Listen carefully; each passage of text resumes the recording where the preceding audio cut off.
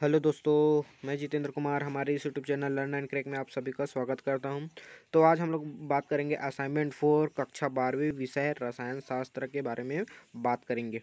यह वीडियो केवल उन्हीं बच्चों के लिए है जो इसके पर पढ़ने का कोई साधन नहीं है या ऑनलाइन क्लास अटेंड नहीं कर पा रहे हैं। उसकी ये हेल्प के पर्पज़ से किया जा रहा है, कोई व्यावसायिक पर्पज़ से ये इसको नहीं बनाया जा रहा है। ठीक है, तो आप लोगों को अगर आपको पढ़ाई में कहीं पर भी प्रॉब्लम हो रहा है तो हमारे चैनल को सब्सक्राइब करके रखें। हम लोग वीडियो बनाते रहते हैं, जैसे मंथ वाइज कौन सा सिलेबस कंप्लीट करना है, तो हम लोग 10th का 12th का कंप्लीट भी करते हैं।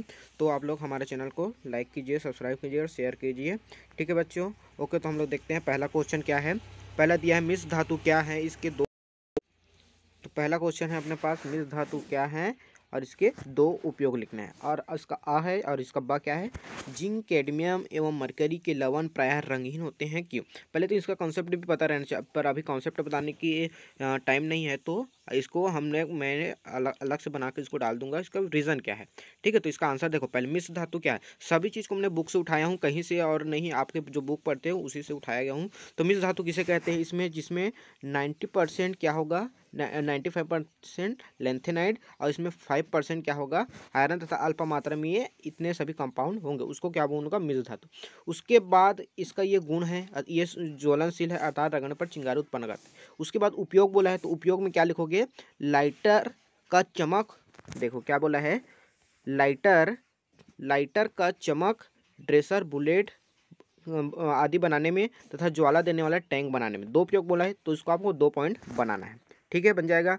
उसके बाद देखते हैं बा में क्या दिया है, जिंक, कैडमियम और मरकरी दिया है। ये रंगहीन क्यों होते हैं, इसको बोला गया। तो इसका इलेक्ट्रॉनिक विन्यास हमको पता रहना चाहिए। तो इसका इलेक्ट्रॉनिक विन्यास इस प्रकार से निकालेंगे, तो सभी के लास्ट में इस प्रकार से आता है। देखो 3D10 4s2, 4D10 5s2, 4f14 5D10 6s2। इस देखो इसका अष्टक देखेंगे तो पूरा क्या होता है, फुल होता है, फुल फिल होता है। कोई भी बोले जाए तो खाली, मतलब बोले जाए क्या बोलते हैं हम लोग उसको, इसमें किसी के पास भी अयुग्मित इलेक्ट्रॉन नहीं है। तो अयुग्मित इलेक्ट्रॉन नहीं है तो तभी इसी कारण ये रंगहीन होता है। अगर देखो अयुग्मित इलेक्ट्रॉन होता है तभी ये रंगीन होता है। अब इसमें अयुग्मित इलेक्ट्रॉन है ही नहीं, सभी तो अष्टक उसका पूर्ण है, इसी कारण ये कैसा होते हैं, रंगहीन होते हैं। इसको अलग भाषा में मैं लिखा हूँ, बुक से उठाया गया है आंसर। संक्रमण धातु ऐसे धातु होते हैं जिनके मध्य सामान्य ऑक्सीकरण अवस्था में डी कक्षा अपूर्ण न होते हैं। कैसे होते हैं, अपूर्ण होते हैं। पर जिंक और मरकरी और कैडमियम में क्या होता है, इसके अष्टक क्या होते हैं, पूर्णतः भरे होते हैं, अपूर्ण नहीं होते। इसके कारण इसके परिवर्तित संयोजकता प्रदर्शित ये नहीं करते, इस कारण इसको हम लोग संक्रमण धातु के तत्व में भी नहीं मानते।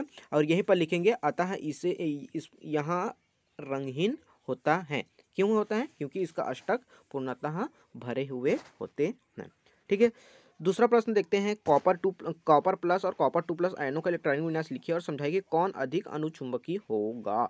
तो पहले इसका इलेक्ट्रॉनिक विन्यास देख लेते हैं। अच्छा सा ये देख लिया। देखो कॉपर का होता है 29, पर कॉपर प्लस लग गया मतलब एक इलेक्ट्रॉन दे चुका है, मतलब इसका इलेक्ट्रॉनिक विन्यास कितना हो गया, अब मतलब इसका परमाणु क्रमांक 28 हो गया। तो इसके हिसाब से ये निकल गया, इसका हो गया 27, तो इसके हिसाब से ये निकल गया।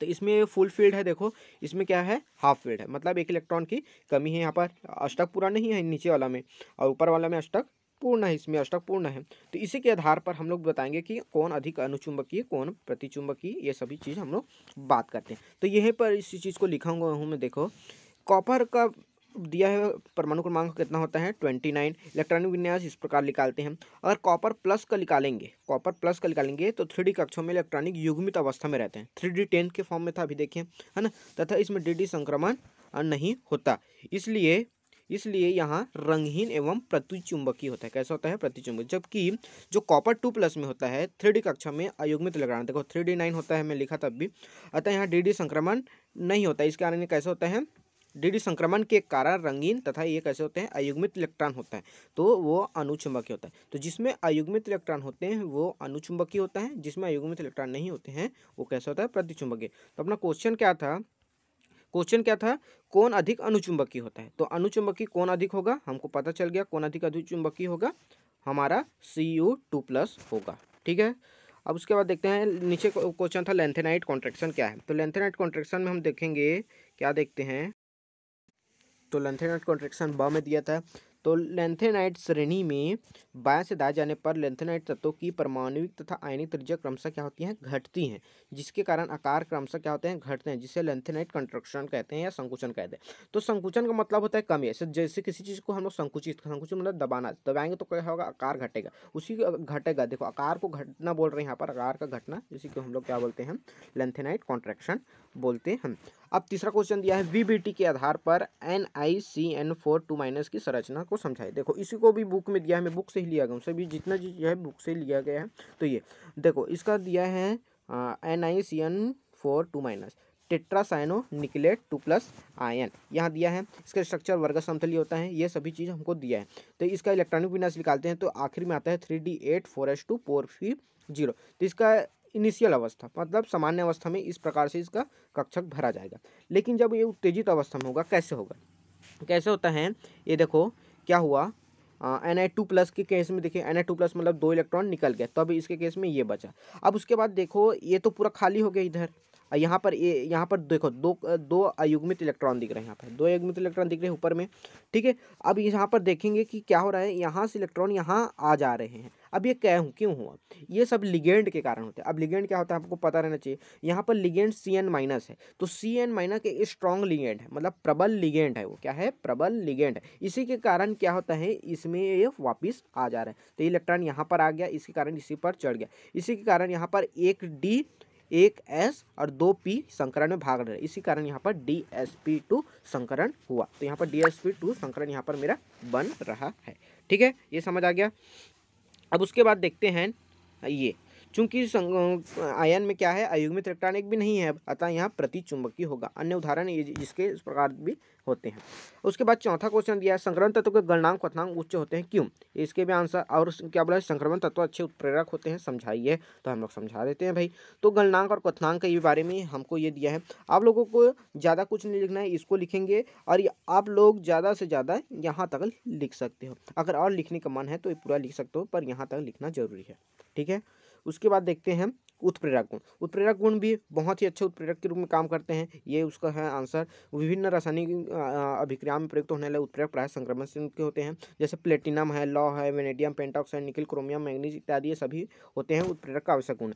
अब इसको समझाइए बोले तो इसका रीजन भी दे देते हैं कि क्या होता है, तो कारण भी दे दिया है यहाँ पर, 2 मैंने कारण यहाँ पर लिख दिए हैं, तो आप उसको भी लिख सकते हो।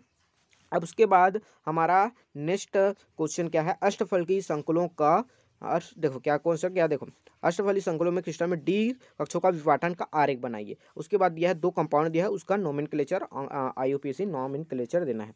तो पहले D उसका देते हैं, अष्टफली संकुलों में क्रिस्टल क्षेत्र का विपाटन, ये है उस प्रकार का विष्टावन, ठीक है। ये सभी नया कैसे होते हैं, D कक्षों की ऊर्जा समान होती है, जिसके कारण ये हासिल अवस्था में डिजनरेट अवस्था में रहते हैं, ठीक है।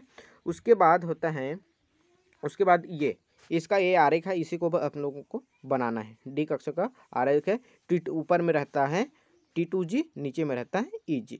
T2G मतलब 3 डिब्बा ऊपर रहेगा, 2 डिब्बा नीचे, यहाँ पर 5 है तो इसमें 3 ऊपर चले जाता है, 2 नीचे आ जाता है, ठीक है।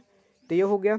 उसके बाद दिया है 2 यौगिक दिया है K फॉर एफिशिएंसी की, उसका नाम है पोटेशियम हेक्सासाइनोफेरेट, इसका ऑक्सीकरण अवस्था 2 होता है, इसके अंदर इसका रोमन वर्ड में लिखे हैं 2 यहाँ पर।